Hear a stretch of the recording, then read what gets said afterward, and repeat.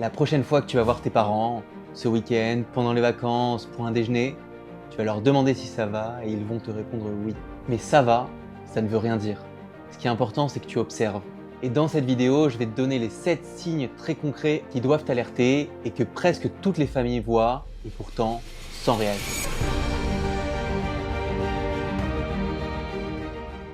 Donc prenons un exemple d'un samedi matin où tu arrives chez ta mère, elle est contente de te voir, elle t'a préparé le café, elle sourit, elle pose des questions sur les enfants, tout te semble normal.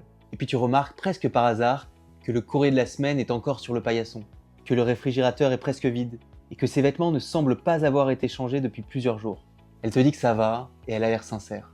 Et toi tu te dis en repartant qu'elle avait l'air bien, tu t'inquiètes sûrement pour pas grand chose et que tout va bien. Alors peut-être, mais peut-être aussi que tu viens de rater 3 signaux parce que personne t'a appris à les lire. Alors tout d'abord, pourquoi ces signaux sont importants? Il y a 3 raisons principales. La première, c'est la normalisation progressive. Quand on voit ses parents régulièrement, les changements s'installent lentement. On s'y habitue. C'est un phénomène qui arrive aussi avec les enfants, c'est que les changements sont lents et progressifs et vu qu'on les voit très régulièrement, on ne s'en rend pas compte. C'est souvent quelqu'un qui n'a pas vu ton parent depuis quelques mois qui le remarque en premier. La deuxième raison pour laquelle ces signes sont importants, c'est les visites trop sociales. On arrive, on mange, on repart. On voit la façade, pas ce qui se passe derrière. Le frigo, les médicaments, l'agenda, on ne les regarde pas vraiment. Et enfin, la troisième raison, c'est le manque de grille de lecture. Ce n'est pas un manque d'attention, c'est un manque de repères. Et c'est exactement ce que cette vidéo va te donner. Donc voici les 7 signes que tu dois surveiller en priorité. Le signe numéro 1, c'est une perte de poids visible. Les joues qui paraissent un peu plus creusées, flotter dans certains vêtements, un cran de ceinture qui s'est rajouté. Tous ces éléments doivent être des signes que tu dois regarder. Concrètement, tu l'aides à enfiler son manteau et tu réalises que ses épaules flottent. Ça ne flottait pas comme ça à Noël, non? C'est souvent dans ces micro-détails que le signal apparaît. Et c'est souvent pas inquiétant, surtout si ton parent sort d'une grippe ou d'une fatigue passagère. Mais la Haute Autorité de Santé définit des seuils à surveiller. Donc si c'est une perte de plus de 5% du poids en un mois ou de plus de 10% en 6 mois, dans ce cas-là, c'est considéré comme un cas de dénutrition et ça nécessite un avis médical. Donc si tu peux suivre le poids de ton parent, c'est super, sinon tu peux juste te poser la question: est-ce que tu as l'impression d'avoir maigri ces derniers mois? Et si la réponse est oui, prévois un bilan médical. Le deuxième signe, c'est un frigo vide, désorganisé ou plein d'aliments périmés. Personne ne pense à regarder dans le frigo pendant une visite et pourtant c'est l'un des éléments les plus révélateurs. En pratique, tu ouvres son frigo pour prendre un peu de confiture et tu trouves un yaourt périmé depuis 10 jours, du lait ouvert depuis une semaine et une tranche de jambon qui date de lundi. Alors ce n'est pas alarmant s'il y a un yaourt périmé depuis 3 jours, mais ce qui est alarmant, c'est que si à chaque visite, tu retrouves cette situation qui se répète. Parce que ça croise à la fois l'aspect nutrition, autonomie et cognitif. Donc prends juste l'habitude simple de checker le frigo à chaque fois que tu vas voir ton parent. Le troisième signe, c'est une hygiène négligée. Donc ça peut être des vêtements portés depuis plusieurs jours, une odeur inhabituelle ou alors des cheveux pas coiffés. En pratique, tu remarques qu'il a les mêmes vêtements que la semaine dernière, une légère odeur, il ne semble pas avoir été chez le coiffeur depuis des mois et pourtant il y allait régulièrement avant. Ces signes sont inconfortables à nommer mais pourtant ils comptent vraiment.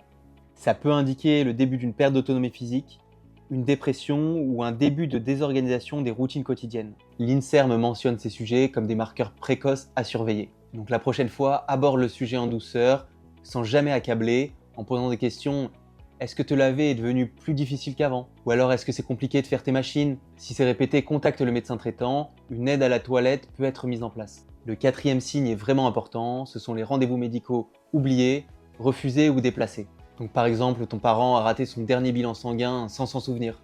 Il a annulé un rendez-vous chez le cardiologue parce qu'il ne se sentait pas bien et il ne l'a jamais repris. Ses médicaments sont en désordre et certaines boîtes sont vides depuis 2 semaines. Encore une fois, si on est fatigué, c'est pas grave de rater un rendez-vous. Le problème, c'est quand ça se répète, surtout pour des rendez-vous importants. Et la désorganisation des médicaments est un premier signe de perte d'autonomie, en plus d'être potentiellement très dangereux.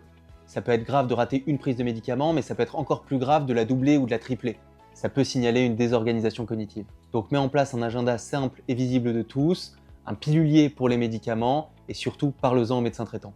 Le cinquième signe à surveiller chez ton parent âgé, c'est des bleus ou des marques inexpliquées. Un bleu sur le bras, une marque au genou, une griffure à la tête.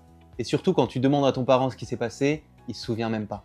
En pratique, il va te dire « je me suis cogné, mais le bleu est sur l'avant-bras, là où on se rattrape ».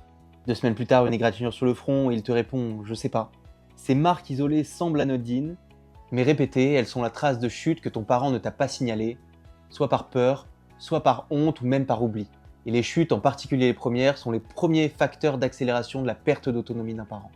Donc n'hésite pas à regarder un peu attentivement les bras ou les jambes de ton parent à chaque fois que tu vas le voir et à poser des questions. Tu sais pas d'où vient ce bleu et cette égratignure, est-ce que tu te rappelles comment tu te l'es faite? Le but c'est de ne pas dramatiser mais de comprendre la cause et d'évaluer s'il y a un besoin d'évolution de l'environnement. J'ai d'ailleurs fait une super vidéo sur l'impact des chutes et notamment les premières. N'hésite pas à aller la regarder si tu es intéressé. Le 6e signe à regarder, c'est un repli sur soi et une désociabilisation progressive. Concrètement, il allait à la gym une fois par semaine, il jouait au tarot avec ses amis et il avait des dîners ou des déjeuners réguliers. Mais depuis peu, il refuse les invitations, il n'y va plus et ne sort moins. Tu l'as compris parce que j'arrête pas de le répéter, et si ça arrive qu'une fois, ce n'est pas inquiétant, surtout après une période de fatigue, mais ce qui est important, c'est quand c'est régulier. Ça peut indiquer un début de dépression ou alors même un début de perte d'autonomie et la honte d'en parler. Un exemple tout bête, c'est qu'il refuse d'aller chez ses amis parce qu'il n'y a pas de bar pour se lever des toilettes et donc il n'y arrive pas. Donc ne force pas, mais ne laisse pas passer. Demande-lui « Ah mais c'est bizarre, tu ne vas plus à tel endroit. Tu n'as plus de nouvelles d'un tel? Vous déjeuniez ensemble avant ?» Ce sont ces questions simples qui vont te permettre de comprendre s'il y a un souci. Et enfin, le 7e et dernier signe que tu dois regarder, c'est s'il y a des épisodes de confusion ou de désorientation. Donc ton parent ne sait plus quel jour on est, il oublie ce qu'on vient de lui dire ou alors il répète plusieurs fois la même chose. Donc s'il oublie ses clés et ses lunettes, c'est vraiment pas grave. Mais par contre, si tu vois que c'est répété et qu'il a l'air de plus en plus confus, là il y a de quoi s'inquiéter. Donc note ce que tu observes, combien de fois ça arrive et dans quel contexte. Peut-être qu'il peut y avoir des éléments déclencheurs et parle-en très rapidement au médecin de famille. Donc en conclusion, il y a 7 signes que tu dois surveiller. La perte de poids visible, le réfrigérateur vide ou plein d'aliments périmés, l'hygiène négligée, les rendez-vous médicaux oubliés ou refusés, les bleus inexpliqués, le repli sur soi progressif et les épisodes de confusion ou de désorientation. Aucun de ces signes isolés ne doit être pris comme une catastrophe, mais par contre, ils ne peuvent pas être balayés.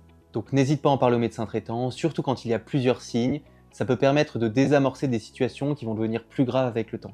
Donc si cette vidéo t'a plu, n'hésite pas à t'abonner. Je fais des vidéos régulièrement pour t'expliquer tous les enjeux du vieillissement et t'aider à prendre soin de tes proches âgés.